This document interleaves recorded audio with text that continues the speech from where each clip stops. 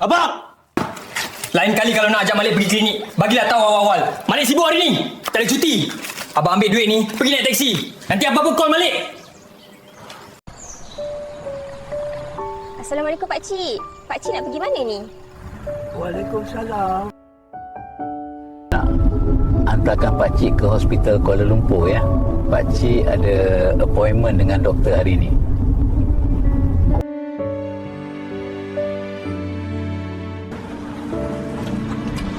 Pelan-pelan Pakcik. Pegang lengan saya. Terima kasih.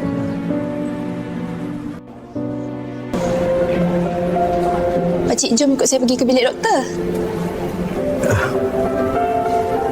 Pakcik kena banyakkan rehat ni. Darah tinggi pakcik naik lagi. Kalau boleh pakcik, jangan duduk seorang diri di rumah ya.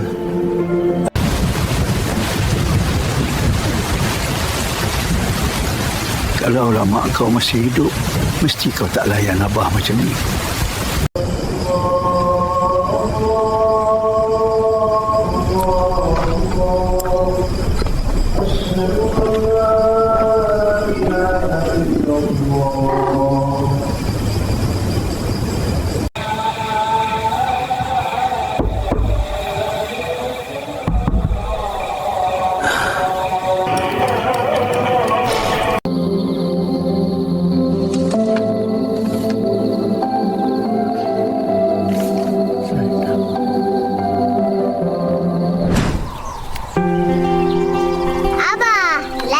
Sikit.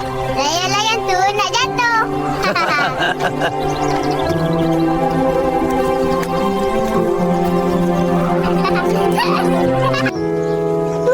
Suamiku setiap hari keluar mencari rezeki. Walau penat, dia tak pernah mengeluh.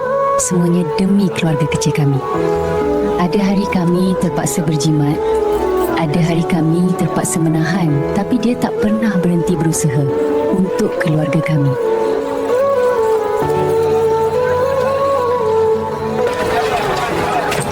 Bos, boleh tak saya minta advance sikit? Nak raya dah ni, nak pakai duit sikit. Tolonglah bos.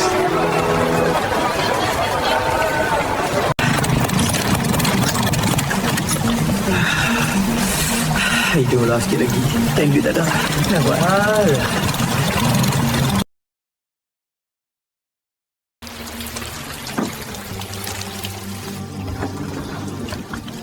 Abang dah balik.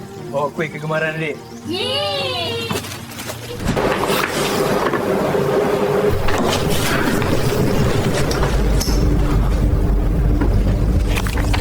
Ayah, aku rasa sunyi Balik sejak kehilanganmu.